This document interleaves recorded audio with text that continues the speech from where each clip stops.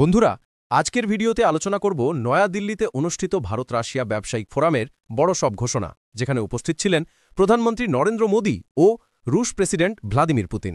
দুই দেশের সম্পর্কের ভবিষ্যৎ কোন দিকে যাচ্ছে সবকিছুই পাবেন এই ভিডিওতে। সুতরাং ভিডিওটি পুরোটা দেখার অনুরোধ রইল। শুক্রবার নয়াদিল্লিতে অনুষ্ঠিত হল ভারত রাশিয়ার ২৩তম বার্ষিক শীর্ষ সম্মেলন। উপস্থিত ছিলেন প্রধানমন্ত্রী নরেন্দ্র মোদী ও রুশ প্রেসিডেন্ট ভ্লাদিমির পুতিন। দুই দেশের প্রেসিডেন্ট এই সম্পর্ককে বলেছেন সফল, সহনশীল এবং অগ্রগতিশীল।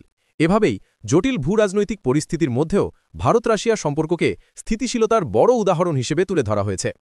এই সফরটি আরও গুরুত্বপূর্ণ কারণ ইউক্রেন যুদ্ধ শুরুর পর পুতিনের এ ধরনের বিদেশ সফর আন্তর্জাতিক চাপ উপেক্ষা করেই দক্ষিণ এশিয়ায় উপস্থিতি বাড়ানোর ইঙ্গিত দিয়েছে রাশিয়া।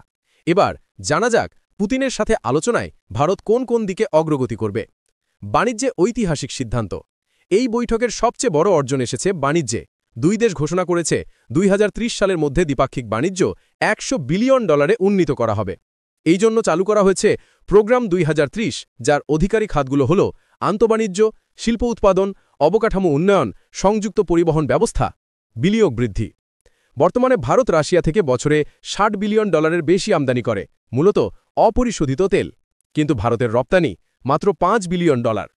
এই বাণিজ্য ঘাটতি কমাতে রাশিয়া ঘোষণা করেছে ভারতীয় কৃষিপণ্য, ফার্মাসিউটিক্যালস ও অন্যান্য পণ্যের আমদানি বাড়ানো হবে। এটি ভারতীয় রপ্তানিকারকদের জন্য বিশাল সুযোগ।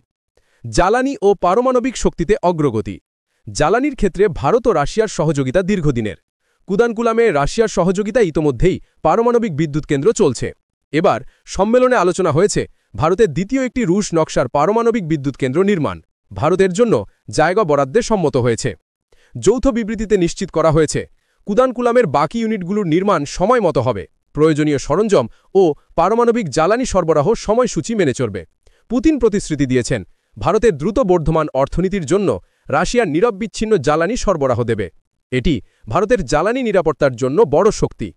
প্রতিরক্ষা সহযোগিতা আরও শক্তিশালী। ভারত রাশিয়া প্রতিরক্ষা সহযোগিতা বহু দশকের। এই সম্মেলনে এটিকে বলা হয়েছে দ্বিদেশীয় সম্পর্কের অন্যতম প্রধান স্তম্ভ। যে সিদ্ধান্তগুলো নেওয়া হয়েছে: রুশ অস্ত্রের খুচরো যন্ত্রাংশ ভারতে উৎপাদন। এতে ভারত পাবে দ্রুত সরবরাহ, কম খরচ, বিদেশি নির্ভরতা কমানো।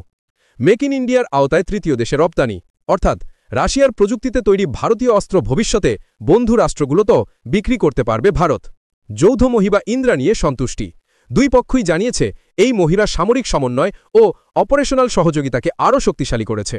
বিশেষজ্ঞদের মতে এই যৌথ উৎপাদন মডেল ভারতের জন্য অত্যন্ত গুরুত্বপূর্ণ, কারণ এখনও দেশটির অস্ত্র সামগ্রীর বড় অংশ রুশ নকশার। মহাকাশ ও অবকাঠামোতে বড় উদ্যোগ। ইসরো ও রসকসমস ঘোষণা করেছে রকেট ইঞ্জিন যৌথ উৎপাদন, ভবিষ্যৎ উৎক্ষেপণ প্রকল্পের সহযোগিতা।